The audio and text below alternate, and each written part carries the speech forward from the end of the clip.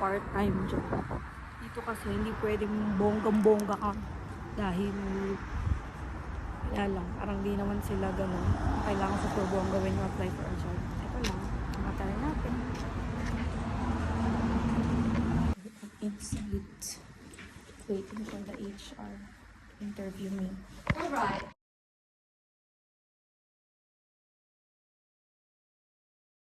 Tapos na.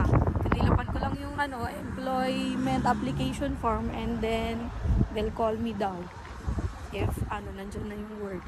Diba? That's life. Dito kasi necessity yung coach. So, may service tayo. Thanks to my friend. So, as a vlogger, sasakay muna tayo ng kotse. And then, ayan. Yan yung driver natin maganda. Okay. We're going to eat.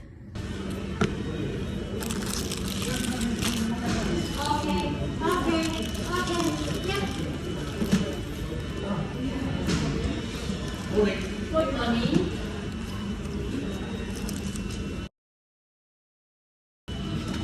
Thank you, Lord. Gusto ko na malamig pag morning pala.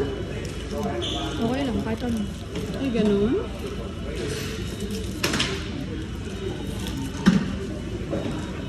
Kung dito maglinis ka ng ganyan, ano lang yan? Kunwari, 2 hours, 3 hours. Smell mo. Wala namang ano dito. Going here inside the op shop. So here, going to shop some of our stuff. Here. Let's go, people. Let's go.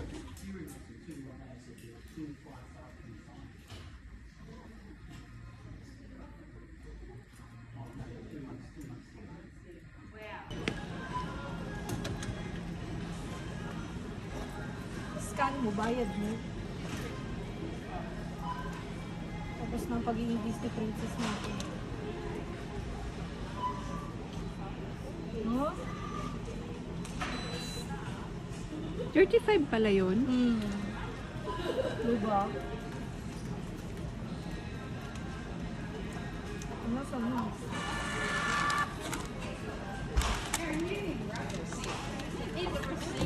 Eh, bakit nakalungkot? Dapat smile, ganyan. Ba't po sa door-to-door mo, ma? Okay, door to ha? Make sure pumasa. Next interview na to. May percent discount na. Bye-bye. Bye, te. Te, thank you, te. Bye. This is my third job interview. So, let's go inside. I'm done with my interview. Sobrang bilis lang. As if like dumating ako ng 2:47 tapos ang oras na 2:57 tapos na. Ganun lang yung job interview dito. So, I have to go home. And I'm gonna think if I'm gonna walk or pwede naman ako mag-bus kasi libre naman talagang bus sa estudyante. Ba't nga ba minsan napapakahirap ako? Pero sometimes, I just wanted to walk. It's because it's so therapeutic that you can see what's going around. Yeah, so let's go to the bus platform and